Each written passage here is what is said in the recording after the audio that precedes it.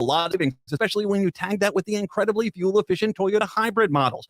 Buying at Rudy Luther Toyota makes you a smart shopper. Find out all the details about the Luther Advantage card, including all the ways you can save by visiting Rudy Luther Toyota, the southeast corner of 394 and 169 in Golden Valley. The city of Minneapolis is now on Native Roots Radio with Minneapolis AIR. AIR stands for American Indian Relations. Guest host Christine McDonald talks to people about important things affecting the city's Native communities. Minneapolis AIR dives into topics like public safety, public health, elections, and so much more. Tune in to Minneapolis AIR on Native Roots Radio from 5 to 6 p.m. on the second Wednesday of every month, right here on AM 950. There is something for everyone at the Nicollet Diner, Minneapolis' only 24-hour restaurant, open 7 days a week. Their menu features the whole gamut of breakfast classics as well as a full lunch and dinner menu, with everything from burgers and fries to salads and sandwiches. Don't miss their famous hamburgers and milkshakes. The Nicollet Diner is located at 1333 Nicollet Mall in Minneapolis, which is also the home of Roxy Cabaret and On the Rocks. Check them out at thenicoletdiner.com. Hey, Cudahy to all my friends and relatives in 4 directions. This is Robert Pilot of Native Roots Radio presents I'm Awake. I'm here to ask you for your support. Finding honest Native-centered news is not easy, but with your support, we're able to provide accurate information about Standing Rock, Line 3, treaty violations, and COVID-19 in our Native communities. Please visit Native Roots Radio Network on Patreon and donate if you can. That's Native Roots Radio Network on Patreon. Pinigigi, and thank you for your support. With a look at your AM 950 weather, I'm Patrick Lilia. Clearing skies tonight with a low of 66, then hot sunshine Friday with a high of 90. For more than 40 years, the Great Wall Restaurant has been serving up Szechuan and Mandarin favorites. The Great Wall is located just north of 50th in France on the Minneapolis-Edina City line. Check them out at greatwallrestaurant.us. Portions of Native Roots Radio may be pre-recorded. It's a good day to be indigenous. Get up, stand up. They are going to become more brutal. Couldn't cut, any cut again. Because all the hippies were trying to be Indians anyway. They're going to become more repressive because it's a matter of dollars and their illusionary concepts of power. Hey, Victor. We must live in balance with the earth. And also with recent happenings at Wounded Knee. I am awake. Welcome to Native Roots Radio presents I'm Awake, and I'm your host, Wakanja Hade. Hey, Cudahy to all my friends and relatives in 4 directions. You are listening to Native Roots Radio presents I'm Awake, and I'm your host, Robert Pilot. Hey, we discuss local, national, Native news and events, and as you know, Chujunk, Native issues are human issues, and human issues are Native issues. Yes, you are right, Daga. This portion of the show is supported by the Minnesota Indian Women's Sexual Assault Coalition. Awesome. Hey, we are here with our friend Robert Lilligren, who's let's get the title right. Okay. He is the president and CEO of Native American Community Development Institute. Very good. One in a row, Robert. One in a row. They should have practiced. We haven't had you on in a couple weeks, and so much has happened. I'm glad you're on for most of the show today because we have a lot to talk about. Welcome. Thanks, Buju Robert, Buju Haley. It's always good to be here. Yeah, well, let's jump into it. You were up there relaxing up in the deep north, and all heck broke loose here all here in the 50 states. It was crazy.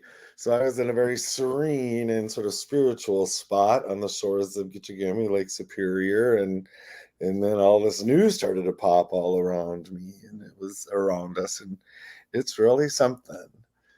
And I'm sure we haven't talked for a while, so I'm guessing the big news you're referring to is President Biden stepping aside and supporting Vice President Harris as the Democratic nominee. And I was actually up just north of Grand Marais, Minnesota, which is on what we call the North Shore, the shore of Lake Superior. And there's this little sort of remnants of what was a Native village there. And there's a little clapboard church. I think they call it Chippewa Church or something like that. And, it used to be kind of dilapidated. And now there have been fixing it up and investing in it. It was actually open for tours. I've never seen it open before, so stopped in, and it's tiny, tiny little church. But that's where I was when the news broke. I started to get texts like crazy about Yeah. the change, and yeah, it was really something. Well, the governor of Minnesota has kind of gotten the name out there too with his CNN interview, calling these people just weird, and we know exactly as Minnesotans what he's talking about. But Right. also, with things shaking out, who knows? We might have a Native American governor down the road here. Fingers crossed, right? And I could show you my text within minutes, moments of hearing the news of Biden stepping aside and Harris stepping in as the nominee. I was texting people and I go, yep, it's going to be Governor Walz. He's going to be the vice president. And he just makes so much sense. I mean, he has, some things on the deficit side, but I think he brings a lot more to the ticket. But that's what I was texting him. And then Peggy Flanagan, our Ojibwe sister, will be our governor, and I can't wait. Well, she's already the highest Native American elected official, governmental official in the United States. So why not? Why not, right? And she's been preparing for this for her whole adult life. And I just think she'd be an excellent governor, so authentic, so true to the people, much like Governor Walz, for sure. And people around me are like, oh, yeah, that's not going to happen. Why would they pick Walz? We're already going to be a blue state. We're not at play. We don't bring that many electoral votes into the mix. But Walz just brings this identity as kind of the folksy Midwesterner. But he's also very direct, right? And he has an incredible record of progressive legislation that he can lift up, and he's great. He's known for working across the aisle, and I just think he brings a lot. I think he brings a lot to the table. Let's talk a little bit about him. When the governor and lieutenant governor first ran, it was at the Indian Center when they talked about, or when they announced it, which Right. is so cool. And then also, lieutenant governor or the governor was the lieutenant governor's pupil in the Wellstone Right. teaching group. Right. So our beloved late Senator Paul Wellstone they established an institute sort of in his name, Wellstone Action, and it taught people to organize, and amongst other things, it taught people how to be candidates. And Peggy was an instructor there. Peggy Flanagan, now Lieutenant Governor Flanagan, was an instructor at Wellstone Action, and Governor Walz. Before that, Tim Walz was in her class, and so she instructed him on how to be a candidate. And I'll tell you, when I was on city council, I served with 2 or 3 other city council members who were students of Peggy's as well. And so she excuse me, obviously really knew her stuff and could really train people up to be candidates. And I remember that historic day when Tim Walz and Peggy Flanagan came to the Minneapolis American Indian Center. I think you and I were standing shoulder to shoulder at that event, and that's where they kicked off their campaign, their first campaign for governor. Right. And it was just such a proud moment. And I care deeply about our lieutenant governor and have watched and supported her political career. And I remember I was standing there. I think I might have even said this to you. I said, I need to hear the words co-governing. Yes. Co-governing. And I said, if I don't hear him, I'm going to talk to Peggy. I want to hear that. And sure enough, they both said it. Governor Walz, or then candidate Walz, said it first. But they really had this idea of co-governing, and I think they've really delivered on that. Yeah, I do remember that. And what's interesting too, Governor Walz was he a representative too, or a senator? Yeah, he was a congressman. Congressman. Yeah, in Minnesota's first congressional district, which is kind of the strip at the southernmost part of the state, a very, very Republican district. And I think he really showed something by gaining that seat. And it just shows, he's a genuine guy. He meets people where they're at, and he makes people feel comfortable, right? All great attributes for a vice presidential candidate.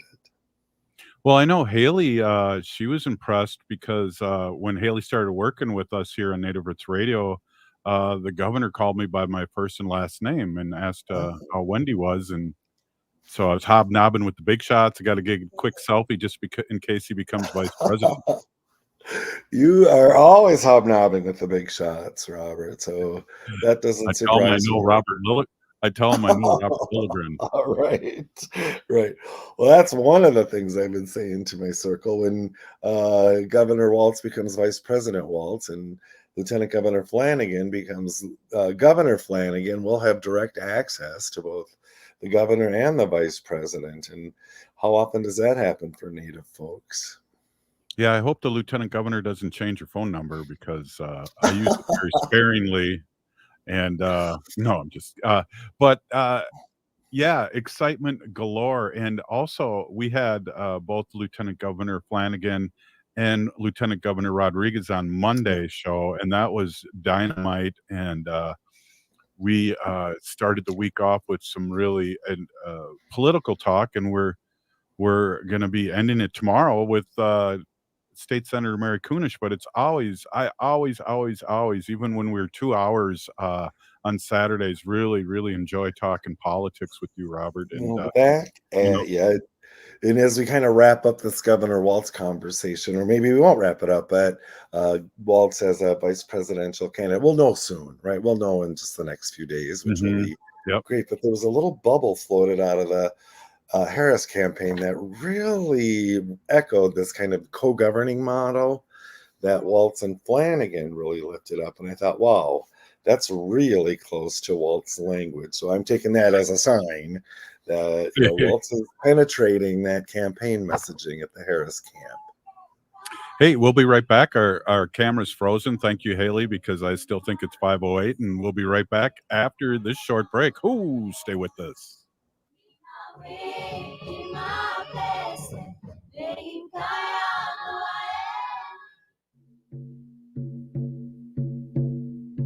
When we heal from our traumas, when we face our fears, let go of our addictions, when we relearn our values, when we live our teachings, respecting our elders, cherishing and honoring our children, when we honor and take care of our spirit, there will be no room left for sexual violence.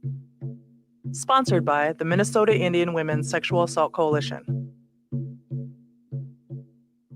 Hi, it's Robert Pilot from Native Roots Radio. If you need new windows for your home or business, I highly recommend 952 Windows. They offer windows and doors with the longest warranties and Energy Star's #1 most efficient ratings. I can personally vouch for them, having known the owner for decades. They did a fantastic job on our second floor addition 20 years ago, installing windows, roofing, siding, and even adding a master bedroom and bathroom. 952 Windows is part of Loyal Home, founded by some of the Ethics award-winning former Window Light employees. In my opinion, they're one of the most best-kept secrets in remodeling. As Onyx Bath and Rosebud cabinet dealers, 952 Windows guarantees top-quality products. Most of their business comes from referrals, so much so that they have been called the best-kept secret in remodeling by their competitors. For unbeatable deals and trusted service on windows, doors, roofing, siding, kitchens, bathrooms, and more, call 952 Windows or visit 952windows.com. Some people won't give you the real talk on drugs, but it's time we know the facts. Fentanyl is killing people. It's a powerful opioid, often made illegally and commonly mixed with illicit drugs. It can even be pressed into counterfeit pills that resemble prescription medications. Just 2 milligrams, about the size of a few grains of sand, can potentially be lethal. This isn't an ad to scare you, but it is an ad to make you think twice. Get the facts. Go to realdealonfentanyl.com. This message is brought to you by the Ad Council. Hi, this is Representative Sharice Davids from Kansas. I'm Ho Chunk, and you're listening to Native Roots Radio. And we're back to Native Roots Radio presents I'm Awake, and this is Robert Pilot. This portion of the show is supported by Native American Community Development Institute, or NACD, in Minneapolis. Hey, we are here with Robert Lilligren, our Thursday guest. And, I just was thinking back to our conversations when we were a 2-hour show on Saturdays. the conversations we had before we recorded our segment. And I just got to give you a big thank you, a big peeny for being able to transfer this to daily the last 3 years. And I couldn't do this show 5 days a week if it wasn't for great content that you bring along and our other guests. And I was thinking about that. I just want to say a big peeny gigi. It's so important. And Haley and I are in the community and hear how important this show is to the community. And as you know, we go all over I go all over the country, and I hear people listening to the show, not because of me, but because of really great content that you bring in and knowledge, Robert. So a big peeny gigi. Thank you so much. No, thanks to you and Haley for your work. And it's fun, it's amazing to me how many people say, oh yeah, I was listening to Native Roots Radio, or, I heard you on the radio and you said XYZ, and they want to follow up. I'm like, wow, we have listeners, we have fans. Yeah. Yes, we do. And it's always especially at the old AM 950, when we were at the AM 950 studio, and it's in the basement of the studio, and it's just like I'm talking into a microphone and I don't know where this is going. But then we get out in community like you are and Haley and I, and it's like we hear about it. And again, a big peeny gigi thank you. I got to tell you a story quick, Robert. Yeah. Get a comment. So when this switched, when Joe I gave up the election and then turned it to Vice President Harris, I was worried, and the worry, it only lasted like 5 or 6 hours when I started watching TikTok and all the great stuff that was happening, and then all the people that came across and supported Vice President Harris. And we didn't have a repeat, and you and I love history. We didn't have a repeat of 1968 Chicago Convention.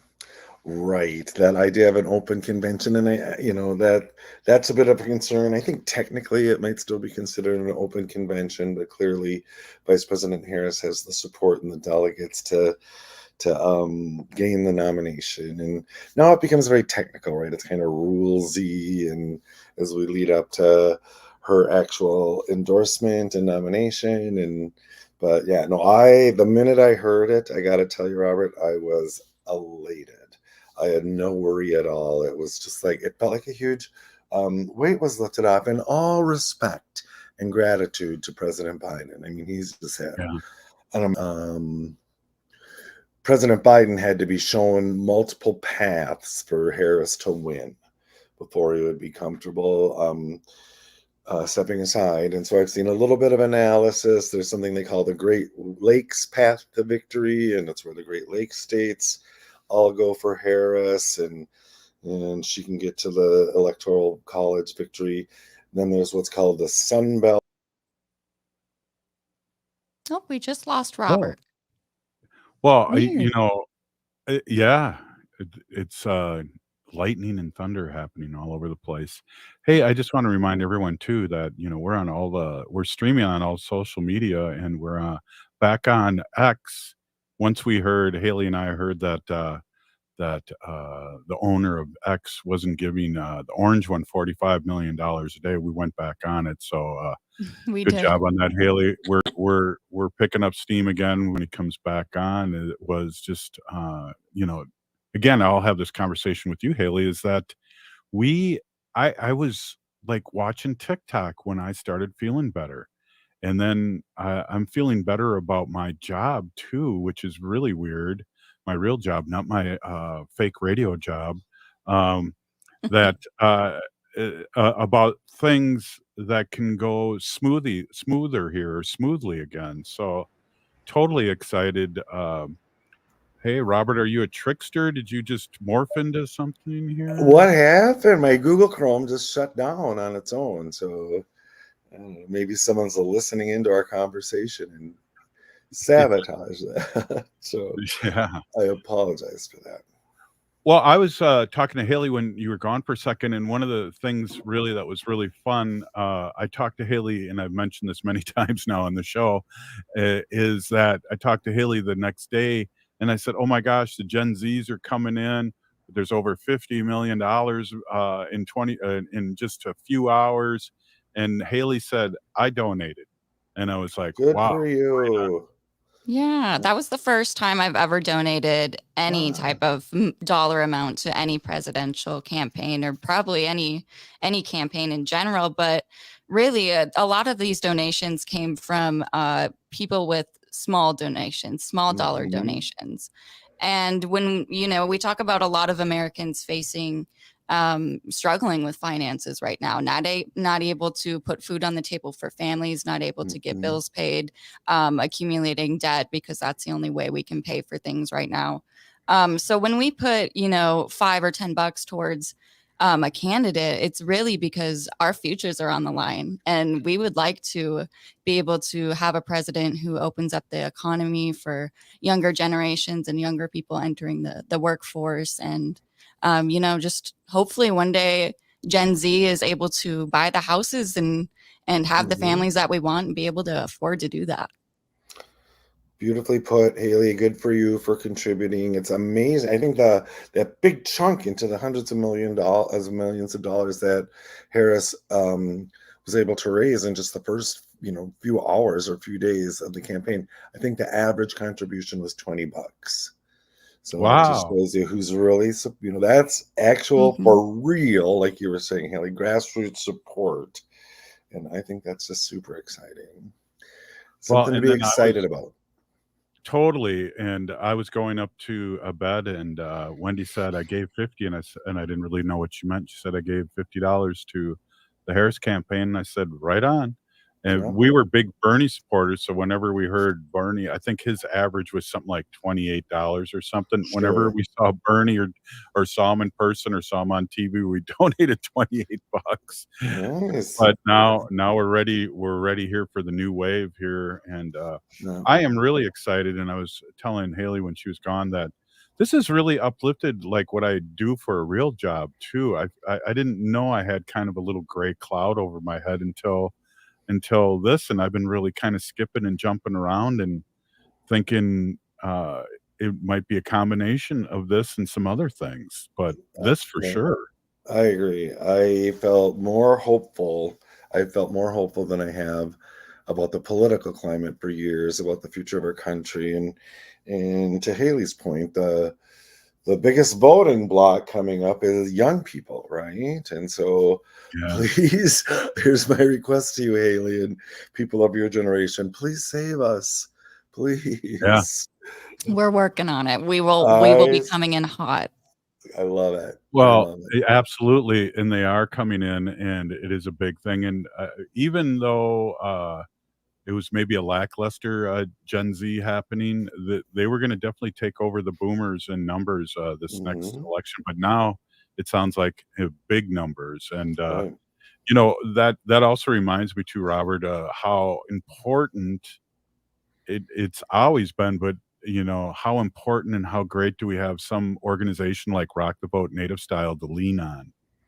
Agree, agree. And getting these native votes out, we do democracy work at NACD, Native American Community Development Institute, through our Make Voting a Tradition project. And it's just super energized, and more resources are nonpartisan. We do nonpartisan work, but more resources are coming into our work. And I'm trying to remember the number, but in just a few days after the change of candidates, voter registrations had increased something like 700%.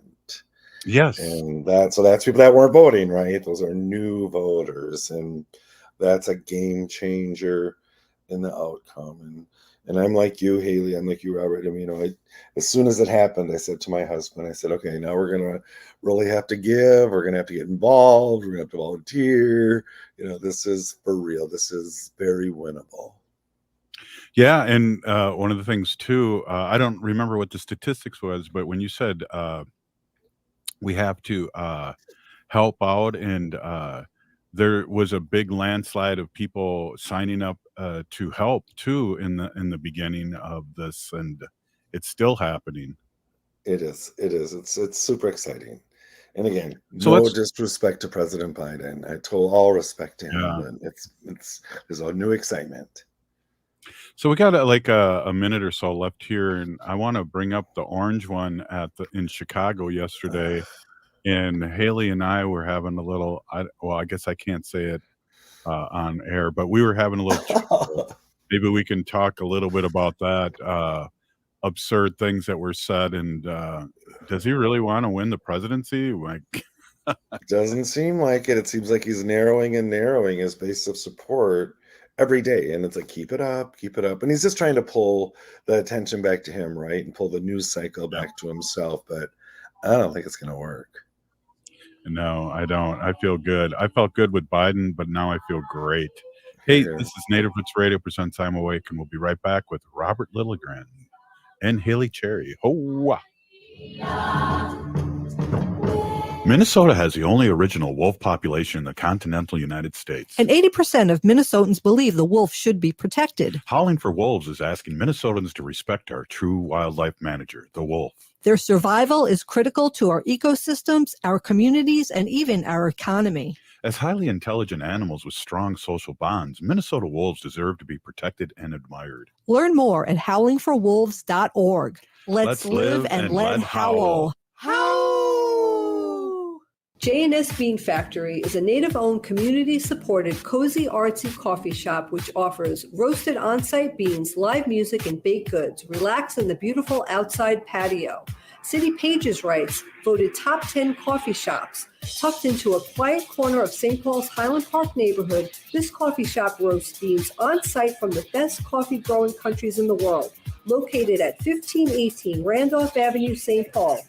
The good stuff.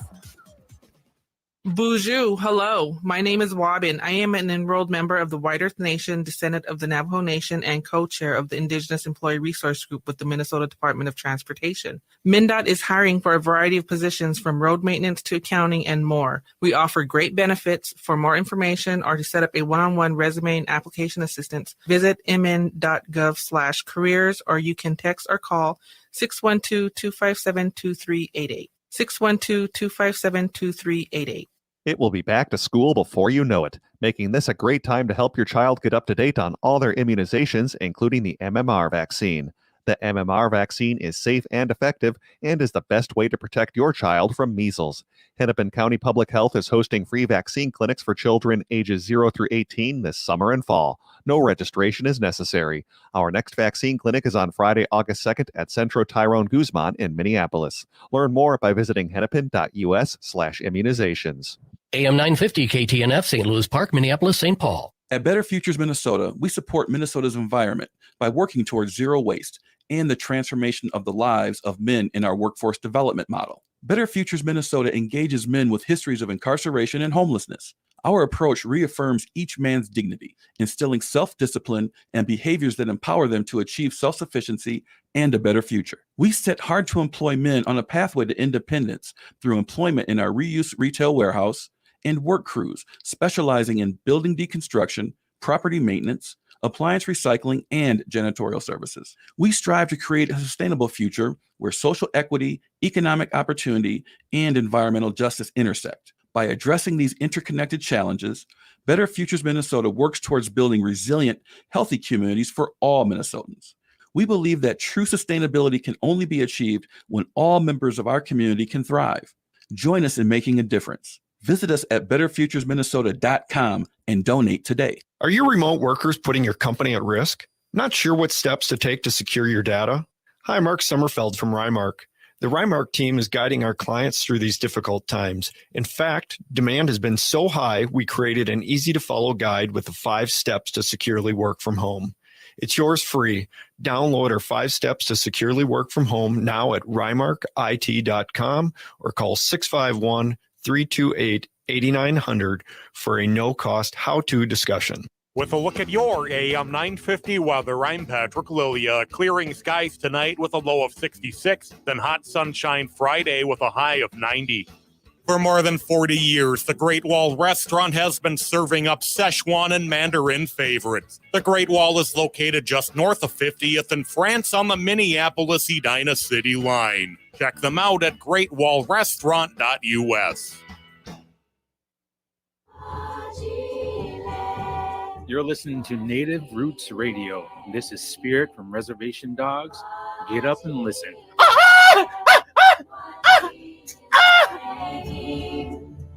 Welcome back to Native Roots Radio presents I'm Awake, and this is Robert Pilot. This portion of the show is supported by native-owned J.S. Bean Factory off Randolph Avenue in St. Paul. Only the good stuff keeps us awake.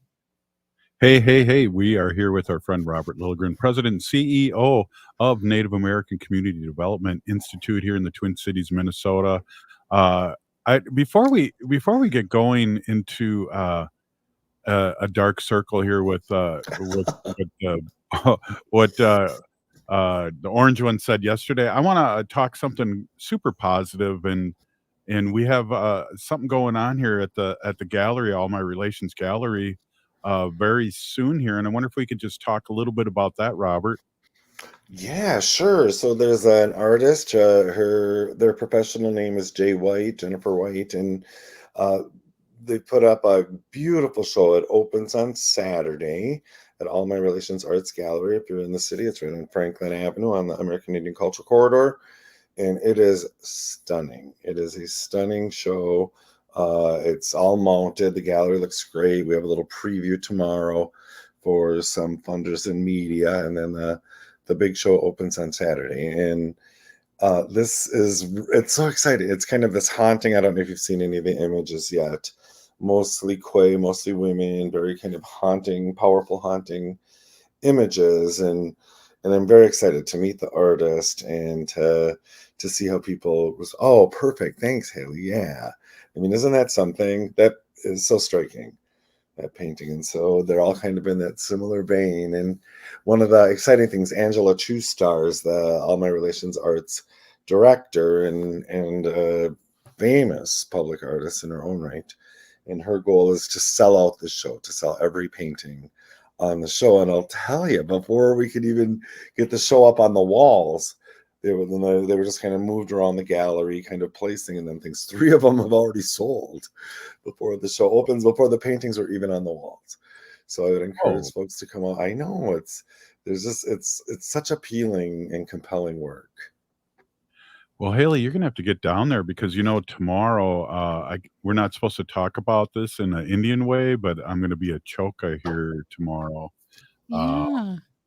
So I won't be. I'll be MIA for most of the early evening. So Yeah, I plan on attending. Yep, Cool. I'll be Tomorrow there. night? Great. Yep. We'll see you there, Haley. I'll be there too. It should be really something. And it's interesting. I was in conversation with Angela Two Stars and one of our funders, and kind of lifting up the work that we've done. And one thing that Angela said, and she's such a thoughtful person. I mean, she's just amazing.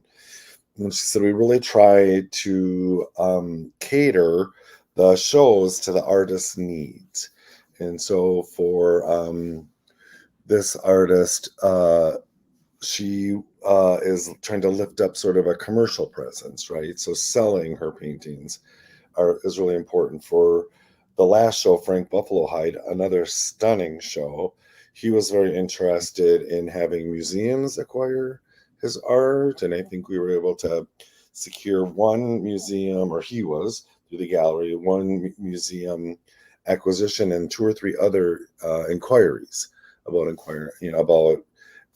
acquiring his paintings for museums. And so again, it's just that idea that All My Relations Arts is a tiny little gallery, but it has had major impact on a lot of people's careers. what a great example, and what you just said there about museums and personal collectors already swooping up on the past couple exhibits. My goodness. Right. And even if you look at Angela Two Stars and her brilliant career, she had her first public non-student show at All My Relations Arts, one piece in a show. She participated in artist talks and things. Then we invited her back to curate the brilliant and chilling Bring Her Home series. And based on that performance, we were able to hire her as the gallery director. And since then, her career has just continued to explode in a very good way. And that's our mission, right? At NACD and at All My Relations Arts. It's developing that capacity, supporting people along their journeys. And so it's so rewarding to be part of that. Yeah, you must be a proud uncle. I mean, seriously. Very much. I really, when Haley and I are in your office or in the corridor there or at Powwow Grounds, we really feel you feel the vibe. You I really, love it. really do, and people are happy to be there and are on a mission that is so beautiful. I love that. And I feel so privileged every day to go to work with these incredibly talented, mostly young Native professionals and helping them, NACD's helping them along their professional trajectories. And yeah, it's a joy. Wow, wow, wow. Geez, that's awesome, and we'll be bringing that up. Haley and I will bring it up again in the last segment, but Huh. let's go back to the dark side here and talk about George one being in Chicago. The ridiculous things that he said, and Right. thank goodness, the ABC reporter did not take no for an answer and really did a great job. And I'm happy to say that because I'm very critical of the mass media. Sure. Well, you're kind of a practitioner of it though too. So that's that's interesting. But right, Trump was interviewed at the National Black Journalists Association in Chicago, and he just said hideous, hateful, racist, outlandish things, questioning Kamala Harris's identity, racial identity, just in this kind of framework that white people have been doing for centuries, trying to impose their views of what people's identities are, define Right. people that aren't them. And it was just vile and shocking. And it certainly is not attracting undecided voters. So keep it up. But it's really sad to see that in the national discourse, anyone would say something like that, let alone a former president.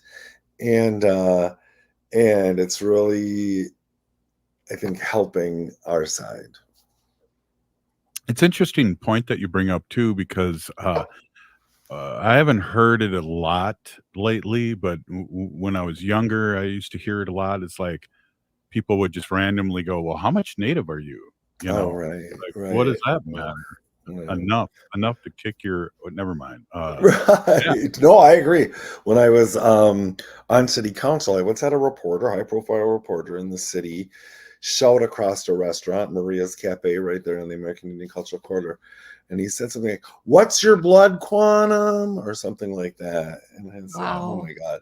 And he just yelled it across the restaurant. I thought that is so rude. Mhm. Yeah. yeah. I had a similar experience with a local Twin Cities reporter, and I'm not going to say where, but she did come up to the small group of Native Americans that were in the room and asked us how much money we each get a month.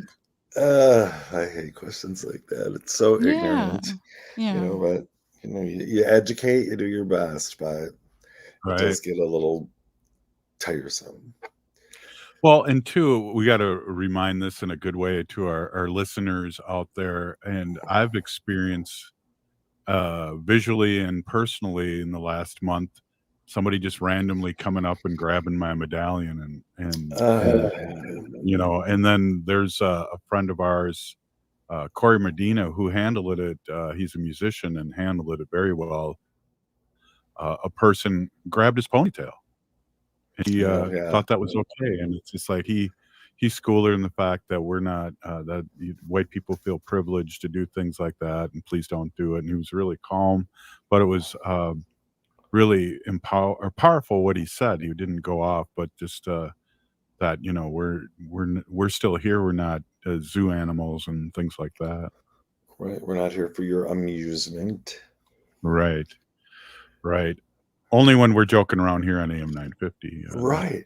Right. Well, and I'll tell you, Robert, I just love that you said that because one of the things I've really observed really fairly recently, maybe in the last half year or so, and I'm in groups of Native people, and we might be in policy conversations or trying to find solutions or ways to address some of our really dire needs in our community. But one thing that has really struck me lately is how much laughter is in those rooms. And to me, that just really feels very indigenous, and it feels very much like we're reclaiming our traditions, right? And that's kind of what Native people do. We laugh, right? Laughter is medicine. And even when you're dealing with very difficult circumstances, the fact that people can laugh, and I've noticed it in staff meetings, community meetings, leadership meetings, policy meetings, there's just so much laughter now. And that makes me feel really good. Yeah, and I think, the old saying is it always gets the darkest before sunrise. And we had a dark period there during COVID, and I think we are still shaking it off, but we just started doing things in person just last year, right?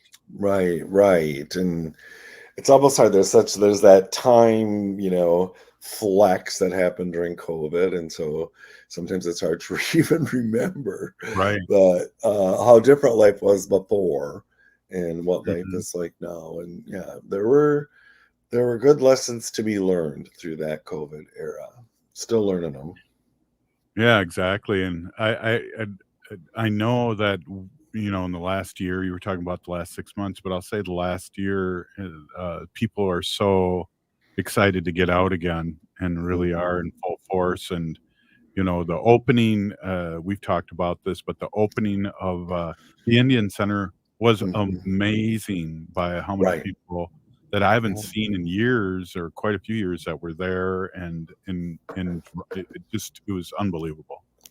Agree. And then just how this continues to build. I don't know if you saw the recent stories about, I'm trying to look up the name of I lost all my tabs that were open when my Google Chrome shut down, but it's like a young Native designers camp. And they were at the Indian Center this week. There's a great story in Minnesota Public Radio about it. Sam Oblickson, who's my friend and my boss, essentially chair of our board, chair of the Indian Center board, a really renowned Native architect. But they're bringing young Native people in to learn about design, to do some practical hands-on things with the idea of in 5-10 years, whatever, building out a bench of more Native architects, more Native designers. And it's such a joyous thing to see. Yeah. We feel bad about a lot of things in our history, but we also have a lot of good things that are happening in our community, and a lot of good people rising to the occasion. And I agree, Robert. Thank you so much Nope, for bringing thank you. this to us. And to Thank our you, Miigwech, Haley, Miigwech, Robert. It's always good to be here. Gigawabaman. We'll see you soon, Robert. That was Robert Lilligren. And hey, this is Native Roots Radio, and we'll be right back after this short break. Stay with us.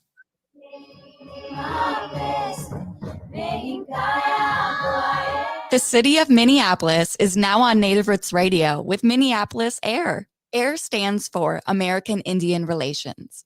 Guest host Christine McDonald talks to people about important things affecting the city's Native communities. Minneapolis AIR dives into topics like public safety, public health, elections, and so much more.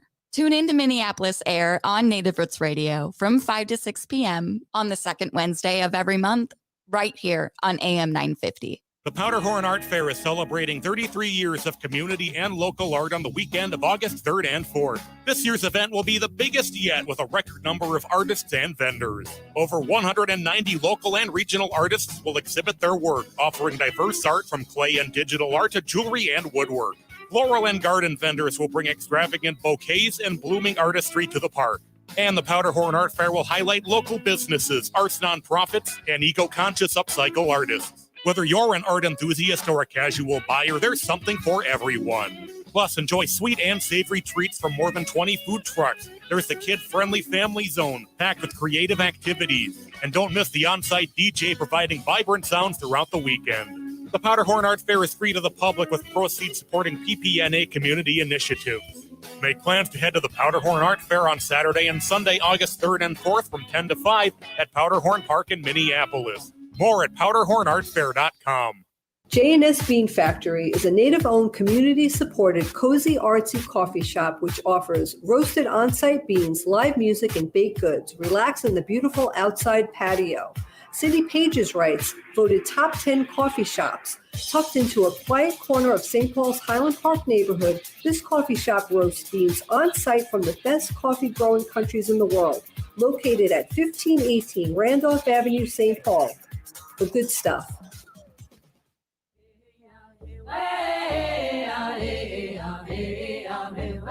Hi, this is Governor Walls. Thank you for listening to Native Roots Radio.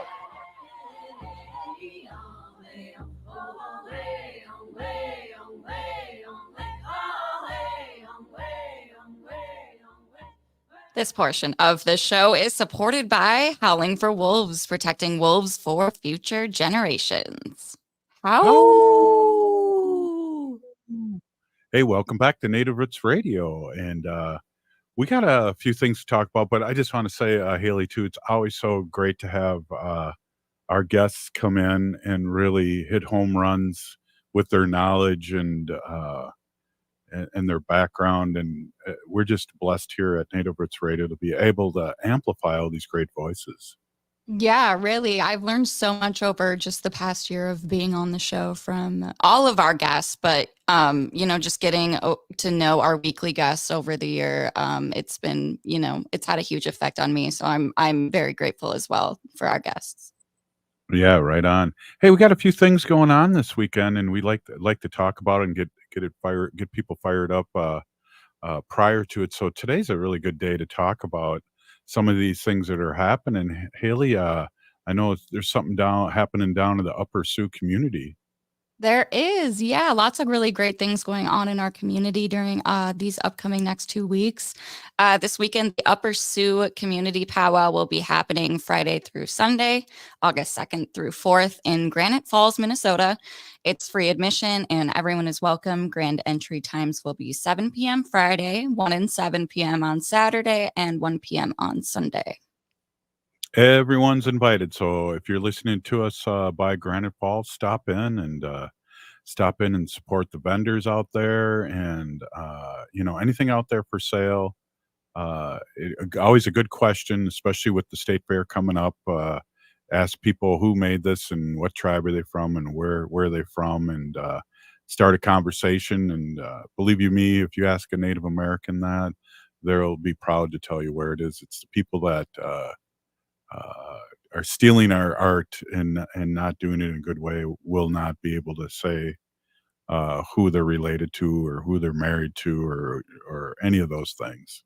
Yeah, always really good points, and keep an eye out for those mass manufacturers that attend some powwows. I heard that this happens a lot in, I see it sometimes in Minnesota at powwows, but I heard it happens a lot in California and at their powwows, which is interesting. But yeah, always look for those native designed items and local vendors and ask who made it. Because sometimes, the people vending aren't the ones that made it, but they would love to tell you more about the artist. Absolutely. And that's what we do a lot at Native Roots Trading Post, which will be at the State Fair. And we're sharing a booth out at Shakopee at their huge powwow a week before the State Fair. And Choka Pilot will be very tired at the end of that. Yeah, Hey, we're going to have some fun. Our friends too at Wakan Teepee are in the east side of St. Paul are going to have their pollinator festival again in August, and I know that was super fun because they had a lot of music involved with that too last year, and it looks like they are again this year. Yeah, I saw that same thing. So I wasn't able to attend last year, but I'm hoping to go this year. Contepe Awanyankapi, formerly known as Lower Fallon Creek Project, is a native-led East Side St. Paul environmental stewardship nonprofit centered in Dakota values. And they're hosting another pollinator festival on Sunday, August 11th at Fallon Park Amphitheater from 10 to 4:30 p.m. There will be music and dancing performances by Kobe Jordan, Downtown Jada Brown, our friend, Jada Lynn, and more. And you can learn more at wakantepe.org. Yes. Make sure you go there. That's just a really fun. And Wakan Teepee used to be known as Lower Phelan Creek Project. Mhm. on the east side of St. Paul, and then our friend Maggie Lorenz became the CEO of that and kind of changed it. And I know when I was a teacher, we brought a lot of students down there to plant plants and sage and berries and trees and things like that, because that area was by the railroad, by the Mississippi River, and was so polluted, and they had to bring tons and tons and tons and tons of fresh dirt down there to really reclaim it in a good way. So things are happening under her direction, and the people that are on the board and the people that work for Walk On TP. And they're a person that we like to have on the show and talk about their work, because it's amazing to watch a lot of great things. Like we were talking with Robert Lilligren, a lot of great things happening here. We got to keep the eye on the prize. Yeah, very educational. I know that they do a lot of nature-led walks with like talking and just giving out information about the land and what kind of native plants are growing there. So definitely check that out, Wakan Teepee in St. Paul. Our friends at the Minnesota Indian Women's Resource Center are doing something new. MIWRC will be hosting a women's luncheon. 2 dates so far will be Thursday, August 8th and Thursday, the August 22nd from 12 to 2 p.m. at the MIWRC Community Room in Minneapolis. And you can learn more at Minnesota Indian Women's Resource Center. Yeah. So it's just an amazing thinking back, and I was kind of reminiscing in the beginning of the show. Haley, you've been with us over a year, and we've had Zoe Allen as a producer, and Ogama and all. And we got to take a picture with the former producers of Native Roots Radio along with me, and just thinking of the history and the good things that we try to do here, and the community, like Robert, it was cool to hear Robert say the community is out there listening and supporting, and so we're grateful. This is our 8th year being on the air, and I can't believe it. And it's because of the support and people supporting our sponsors, which is really really huge. We hear about that, and we got anywhere from a window place person now doing advertising on here, and we also have our friend with concrete. Give that number out again. What the heck? Oh, yeah. Chuck Monet at Native Concrete and Masonry. You can call him at 612-597-0421. He really knows his stuff, too.